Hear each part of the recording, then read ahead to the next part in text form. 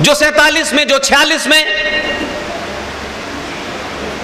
जो 712 में आपके दुश्मन थे, मुझे शिकायत उनसे नहीं है। मेरी शिकायत आज उन लोगों से है जो आज भी सिर्फ एक ही एजेंडे पे लगे हैं कि दुनिया का हर आदमी वैचारिक रूप से, शारीरिक रूप से, राजनीतिक तौर से, सामाजिक तौर पे मजबूत हो, लेकिन सनातनी हिंदू ना हो। उसके लिए जितने परपंच और जितने षड्यंत्र कर सकते हैं, भाषा में, डायलॉग में, डिलीवरी में, सुबह शाम चलता है। इसलिए दुश्मन, शत्रु आपके आसपास ही है, और शत्रु आपको यह बोध नहीं होने देता कि आपके अंदर प्रॉब्लम क्या है। हम बड़ी बड़ी बात करते हैं और उसमें अपनी मक्कारी और झूठ और फरेब और स्वाद को छुपाने की कोशिश करते हैं। 1946 की घटना अगर इस देश को याद रहती तो 1947 नहीं हो पाता, लेकिन इस समाज को भूलने की बड़ी बीमारी है, और कुछ लोग दांव पे लगे हुए हैं कि यह बीमारी आपको रहे। यही वजह है, मैं हुआ, कर्नल आर एस सिंह साहब हुए, जीडी बख्शी हुए, सुशील पंडित हुए, ललित अंबरदार हुए, अंकुर शर्मा हुए, इसमें से बहुत ऐसे लोग हैं जिनका न किसी पार्टी से कोई मतलब है, न किसी संगठन से कोई स्वार्थ है, जो अपने अपने जीवन में अपने स्वतः निर्णय से ये काम कर रहे हैं। ये बात अलग है कि उन सब में सबसे छोटा हूं मैं। क्या वजह है कि आज आप अलीगढ़ के अंदर, अशोक भाई ने बहुत सारी बातें कही, फिल्मी सितारों की बातें कही, कोई मनोरंजन की भी जगह नहीं है। अलीगढ़ जो इतिहास का एक हिस्सा है, इतने बुजुर्ग, इतने प्रबुद्ध लोग अलीगढ़ में अपनी नौकरी से, अपने व्यापार से, अपने काम धंधा छोड़कर यहां आए हैं, तो इसका कोई मतलब जरूर है।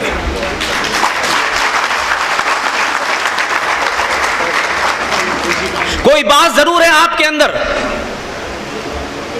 जो आपको खामोशी और शांति के साथ बैठने नहीं दे रही है। इसीलिए मैंने कहा कि यह महत्वपूर्ण नहीं है कि स्टेज के ऊपर कोई फिल्मी स्टार है कि नहीं है, या आपकी तादाद फिल्मी सितारों को बुला करके, भीड़ इकट्ठी करके किसी नेताजी का भाषण कराने के लिए नहीं है। और जब समाज इस बात के लिए तैयार हो जाए कि वो सच को जानना चाहता है, और उस सच को जानना चाहता है जो उनको बताया नहीं गया, जिसके कारण आज 70 सालों में 4-4, 5-5 पीढ़ियां जो हैं वो समाप्त हो गई, उनके सपने समाप्त हो गए। इसलिए 1946 आपको याद रखना आवश्यक है, और वो इसलिए कि आप याद रखें 14 अगस्त 1946 हिंदुस्तान में एक पार्टी 1906 में बनी थी। दो घटना है 1946 की, एक 1946 का चुनाव और एक 1946 में शहीद सैयद सोहरावर्दी, जो यूनाइटेड बंगाल का चीफ मिनिस्टर था, उन्होंने कोई काम छुपा के नहीं किया, ऐलानिया किया लेकिन आपके लोगों ने आपको मूर्ख बनाया, कहा कि आंखों पे पट्टी बांध लो। 14 अगस्त 1946 को भारत की धरती पर मुस्लिम लीग के आह्वान के ऊपर बंगाल में जो मुस्लिम लीग का चीफ मिनिस्टर था, उसने डायरेक्ट एक्शन का ऐलान किया। कुर्सी पर बैठा हुआ था, उस वक्त जो भी संविधान था वो उस पर भी लागू था, लेकिन फिर भी उन्होंने उसकी चिंता नहीं की कि लोग क्या कहेंगे, इतिहास मेरे बारे में क्या कहेगा नहीं कहेगा। उन्होंने नहीं सोचा, क्योंकि उनके लिए अपना एजेंडा, लक्ष्य महत्वपूर्ण था।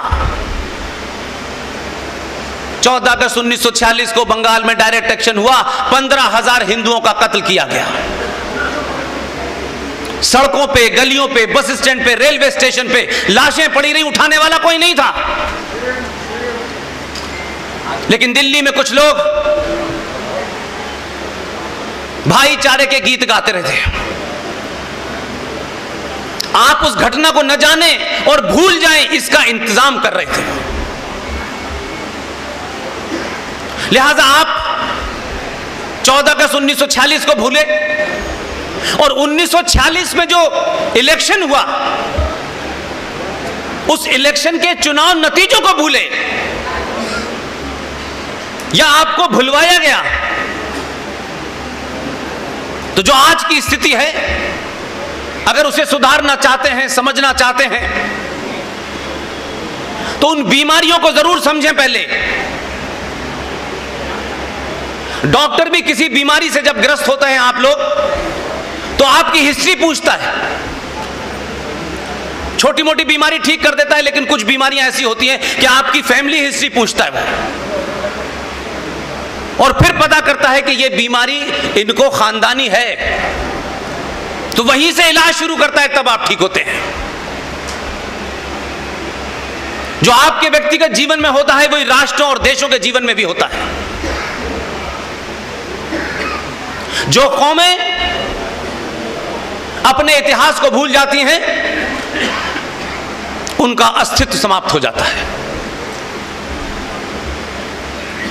यूं तो भीड़ है आप 100 करोड़ इस देश में, बहुत चर्चा होती है, 100 करोड़ हैं हम, लेकिन 100 करोड़ होने के बाद भी दुनिया की पहली ऐसी कौम है आप, दुनिया के पहले ऐसे लोग हैं आप। 100 करोड़ होने के बाद भी आप भारत की सरकार से घुटनों के बल पिछले 50 साल से एक भीख मांगते हैं। आपको समान नागरिक अधिकार चाहिए। यह दुनिया में पहला देश है जहां का बहुसंख्यक यह मांग करता है और अल्पसंख्यक कहता है हमें नहीं चाहिए।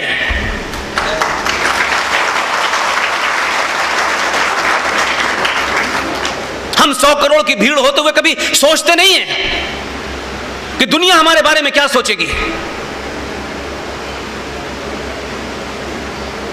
इसलिए 1946 के चुनाव के रिजल्ट याद रखिए, और जब तक आपको तथ्य,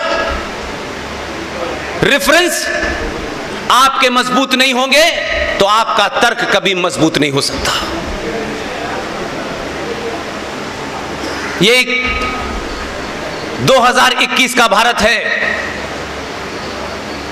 भारत के सनातनी समाज को एक वैचारिक युद्ध को लड़ना है, क्योंकि आप युद्ध लड़े नहीं, क्योंकि आपकी मानसिकता कुछ और है। आप तो कहते हैं कि लड़ने का काम क्षत्रियों का है, हमारा थोड़ा नहीं है कोई काम। जो काम आप प्लासी के युद्ध में कर रहे थे, वही आज कर रहे हैं। आक्रांता आपसे लड़ रहा है, छत्री इधर से लड़ रहा है, बाकी इस देश में लोग ताली बजाने के लिए खड़े रहे हैं कि कब इसका परिणाम क्या निकलेगा, और हम सिर्फ ताली बजाएंगे।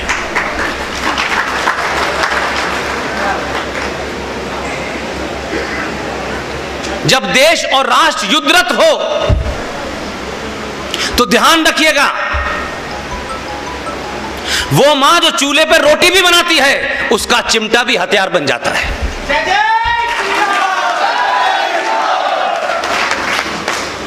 युद्ध में हर एक की भूमिका है। युद्ध के समय जब विदेशों से युद्ध होता है तो आपके पास सिर्फ यही खबरें आती हैं, 5 सैनिक उधर के मारे गए, 2 हमारे मारे गए। वो सैनिक आखिरी पंक्ति है, उसके पीछे कई 10 पंक्तियां खड़ी हैं, तब वो गोली चला पाता है। उनकी चर्चा नहीं होती, उनकी भूमिका कितनी महत्वपूर्ण है। इसलिए हम सब सत्ताओं के पीछे दौड़ते हैं, कभी इस पार्टी को पकड़ा, कभी उस पार्टी को पकड़ा, कभी हम ब्राह्मण हुए, कभी हम ठाकुर हुए, कभी हम दलित हुए, कभी हम यादव हुए। जब इससे दिल नहीं भरा तो सत्ता के दलालों ने आपको एक शब्द निकाला, यह महापिछड़ा है, यह महादलित है, यह अमीर ब्राह्मण है, यह गरीब ब्राह्मण है। और हम सब अपने स्वार्थों के लिए, चंद नेताओं से नजदीकी के लिए, मेरा स्वार्थ पूरा हो जाए, इसलिए उन सब नारों को आगे बढ़ाया हमने। लिहाजा कभी आपने सामूहिक तौर पर एक राष्ट्र के रूप में नहीं सोचा। हम देश की चिंता करते हैं और हर बार देश के बारे में कहते हैं। एक देश था, दुनिया का बड़ा ताकतवर देश था, जिसे सोवियत यूनियन कहा करते थे। दुनिया के आधुनिक हथियार थे, हजारों लाखों मिसाइल थी उनके पास। दुनिया डरती थी रूस से। एक ही गलती की उन्होंने सेना लगा करके देश बचाया, लेकिन राष्ट्र के लोग कायर हो गए, इसलिए 24 टुकड़े हो गए।